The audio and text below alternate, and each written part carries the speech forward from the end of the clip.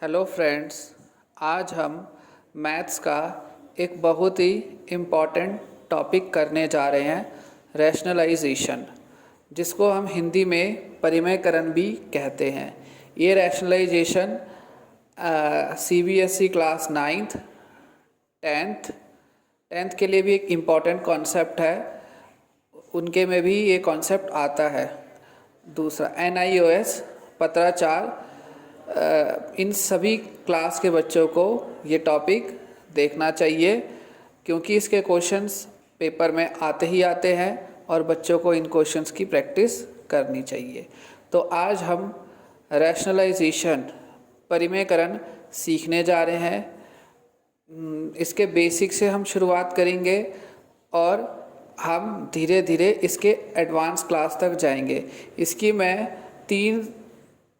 Approx 2 से 3 class इसकी मैं बनाऊंगा, और जिसमें मैं परिमेयकरण के आपको सारे कॉन्सेप्ट बहुत ही अच्छे से करवा दूंगा और आपको ये परिमेयकरण चैप्टर कॉन्सेप्ट बहुत ही अच्छे से समझ आ जाएगा। तो चलिए फ्रेंड्स, आज हम परिमेयकरण सीखते हैं। पहला क्वेश्चन है परिमेयकरण का 1/√7। परिमेयकरण कहते हैं, परिमेयकरण में हमारा कोई भी परिमेय संख्या जो होता है वो p/q के रूप में होता है। तो परिमेयकरण का कॉन्सेप्ट होता है कि ऊपर वाली संख्या रूट में हो सकती है, पर नीचे वाली संख्या कभी रूट में नहीं होनी चाहिए। तो हमें नीचे से रूट हटाना होता है। तो अगर हमें नीचे से रूट हटाना होता है तो ये हमारा क्वेश्चन है, तो हम इस क्वेश्चन को यहाँ वापस से लिखेंगे और फिर हम क्या करेंगे, नीचे से रूट हटाने के लिए हम √7 को ऊपर नीचे दोनों तरफ √7 से एक तरफ हमने डिवाइड किया तो एक तरफ हमने मल्टीप्लाई कर दिया √7 को √7 से। तो अब हम क्या करेंगे, √7 को अगर हम 1 से करेंगे तो ऊपर √7 ही आ जाएगा और नीचे √7 7 होता है। तो इस तरीके से हमारा आंसर आ गया √7/7। नीचे से हमें हमेशा रूट हटाना होता है परिमेयकरण के कॉन्सेप्ट में। तो सबसे पहले हम इसके कुछ बेसिक कॉन्सेप्ट समझ लेते हैं ताकि आपको परिमेयकरण अच्छे से समझ आए। तो फ्रेंड्स, कुछ कॉन्सेप्ट्स हैं जिन्हें हमें समझना चाहिए, जिसे समझकर हम क्वेश्चंस को अच्छे से अंडरस्टैंड कर पाते हैं। जैसे अगर कभी कोई संख्या हो, जैसे √3 हो, तो उसे हम 3 लिखते हैं। अगर रूट में सेम संख्या होती है तो रूट से वो बाहर सेम संख्या आ जाती है। जैसे √7 होता तो 7 आ जाता, √11 होता तो 11 आ जाता। इसी तरीके से अगर हमारा रूट में 2 अलग अलग संख्या हो, जैसे √5 है और √6 है, तो हमें बेसिकली क्या करना है, 5 को 6 से इंटू कर देना है, 5 6 30 और रूट में रख देना है, तो √30। इसी तरीके से अगर कोई एक संख्या हो और फिर रूट की एक संख्या हो तो पहले हम संख्या लिखते हैं, फिर हम रूट वाली संख्या लिखते हैं, तो इसको हम बोलेंगे 3√6। इसी तरीके से पहले अगर कोई रूट हो फिर एक संख्या हो तो फिर भी हम इसको ऐसे लिखेंगे, पहले संख्या फिर रूट, तो हमारा हो जाएगा 7√6।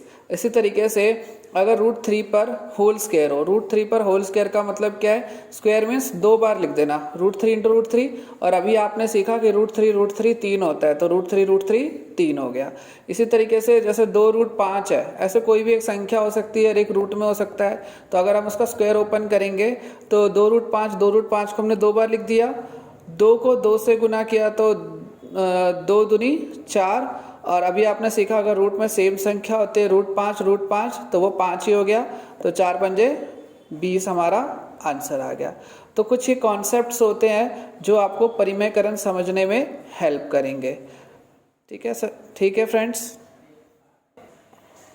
तो फ्रेंड्स, हम अपने सेकंड क्वेश्चन से अब स्टार्ट करते हैं।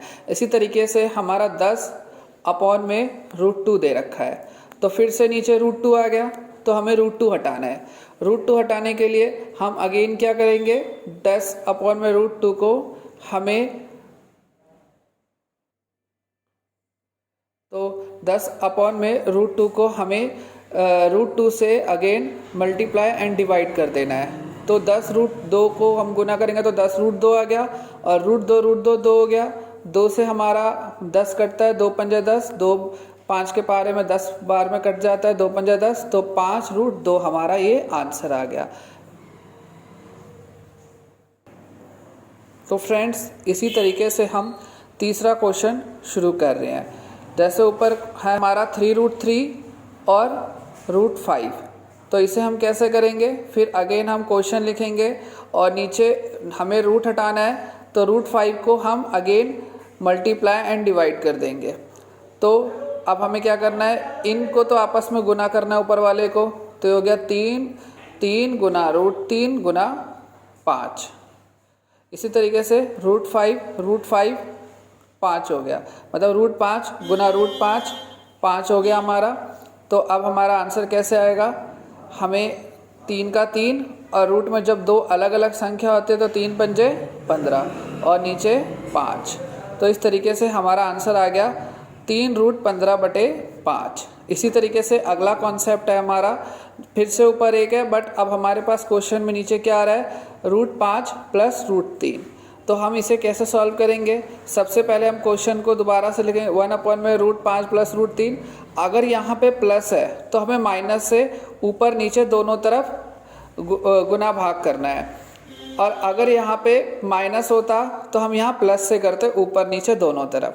तो फ्रेंड्स ध्यान रहेगा, अगर प्लस है तो हम माइनस नीचे भी करेंगे और ऊपर भी माइनस से, और अगर प्लस हो तो हम यहाँ पे माइनस से करेंगे दोनों ऊपर नीचे दोनों तरफ। अगर माइनस में है तो यहाँ पे प्लस से ऊपर नीचे दोनों तरफ करेंगे। ये हम इसलिए करते हैं क्योंकि हमें नीचे वाली जो डिजिट होती है, संख्या होती है, हमें उसे a+b a-b के फॉर्म में बनाना होता है। a-b और a+b आप अच्छे से जानते हो, फॉर्मूला होता है a² - b²। तो अब हम इस क्वेश्चन को करते हैं। तो अब √5 - √3 को अगर हम 1 से गुना करेंगे तो ऊपर सेम आ जाएगा, और नीचे हमारा क्या हो जाएगा, फॉर्मूला बन रहा है a+b और a-b का, तो a² - b²। हमेशा स्क्वायर से रूट कट जाता है, स्क्वायर से रूट कट जाता है।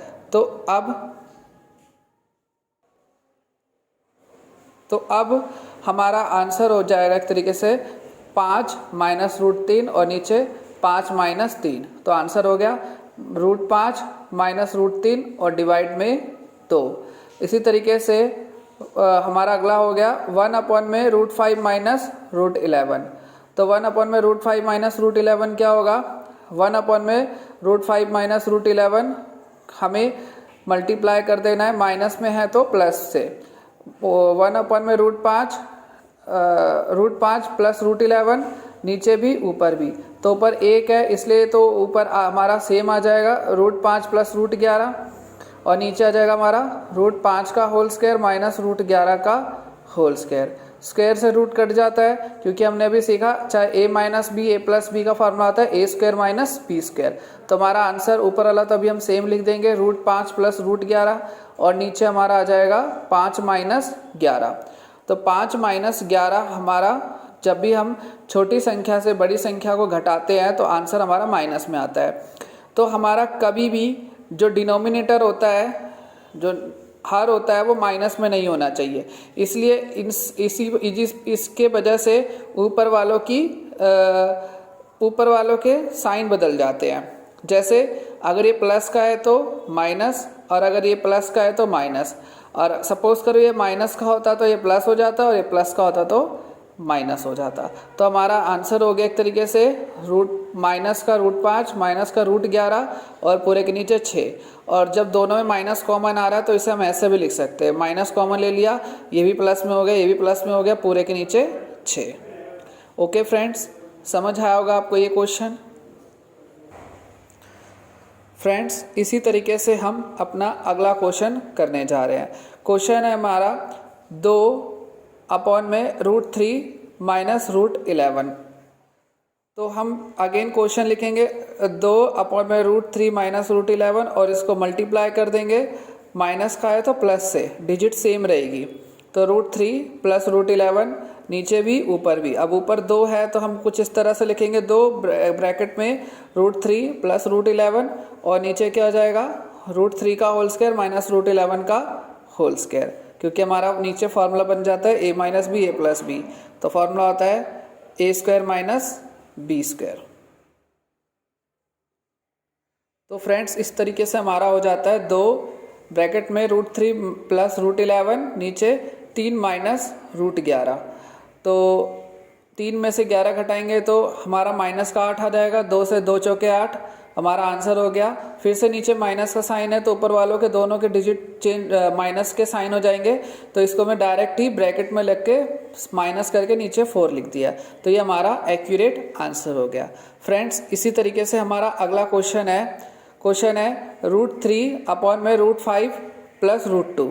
तो फिर से हम क्वेश्चन को लिखेंगे और प्लस में है तो माइनस से दोनों तरफ, ऊपर नीचे दोनों तरफ। और हमें क्या करना है, √3 और इनको आपस में गुना कर देना है और नीचे a plus b a minus b का होल स्क्वायर का फॉर्मूला लगाएंगे। तो √5 का स्क्वायर √2 का स्क्वायर, स्क्वायर से रूट कट गया, स्क्वायर से रूट कट गया। तो इस तरीके से हमारा आंसर हो गया। अब √3 को 5 से करोगे 5 से 15 और ऐसे ही √3 को जब भी ब्रैकेट लगा होता है तो ये इससे भी मल्टीप्लाई होता है और भाई ये इससे भी मल्टीप्लाई होता है। तो 3 पंजे 15 और 3 दूनी 6 और नीचे हमारा क्या हो जाएगा, 5 में से 2 गया तो 3 आंसर हो जाएगा। तो फ्रेंड्स ये भी क्वेश्चन हमारा सॉल्व हो गया। ऐसे ही अगला हमारा क्वेश्चन है √3 प्लस √5, ऐसे ही √7 प्लस √2। तो हम नीचे वालों को के लिए हमें रैशनलाइज करना होता है। तो नीचे हमने √7 प्लस √2 है तो हम यहाँ पे प्लस का है तो माइनस से ऊपर नीचे दोनों तरफ हमने कर दिया। और फिर हमारा ऊपर हो गया √3 प्लस √5 और √7 माइनस √2 और नीचे हमारा √7 का होल स्क्वायर माइनस √2 का होल स्क्वायर, स्क्वायर से रूट गया, स्क्वायर से रूट कट गया। अब हमारे एक डायरेक्ट मेथड होता है, प्रत्यक्ष विधि होता है, जिसमें हमें क्या करना होता है, √3 को इस पूरे से मल्टीप्लाई, फिर देन √5 को इस पूरे से मल्टीप्लाई करना होता है। तो हमने सबसे पहले लिखा √3, फिर ये पूरा हमने लिखा √7 माइनस √2। इसी तरीके से √5, फिर ब्रैकेट में √7 माइनस √2। अब हमें दो अलग अलग संख्या है रूट में, तो और ब्रैकेट लगा तो ये इससे भी गुना होगा और ये इससे भी, ऐसे ही ये इससे भी गुना होगा और ये इससे भी होगा। तो 3 सते 21 रूट में, ऐसे ही 3 दूनी 6 रूट में और यहाँ तो माइनस ही रहेगा फ्रेंड्स। इसी तरीके से √5 को 7 से करेंगे तो 7 पंजे 35 और ऐसे ही 5 दूनी 10 और नीचे हमारा आ जाएगा 7 में से 2 गया तो 5। तो ये हमारा आंसर हो गया। इसको हम आगे सॉल्व नहीं कर सकते हैं। तो फ्रेंड्स इस तरीके से हमने एक कॉन्सेप्ट, बहुत ही इम्पॉर्टेंट कॉन्सेप्ट सीखा है रैशनलाइजेशन का, जो नाइन्थ और NIOS पत्राचार इन्हीं सारी क्लास के लिए ये टॉपिक बहुत ही इम्पॉर्टेंट है। ओके फ्रेंड्स, नेक्स्ट क्लास में मैं इसके और भी टाइप के क्वेश्चंस कराऊंगा, जिससे आपको और अच्छे से रैशनलाइजेशन, परिमेयकरण का कॉन्सेप्ट समझ आए। अभी के लिए बाय फ्रेंड्स।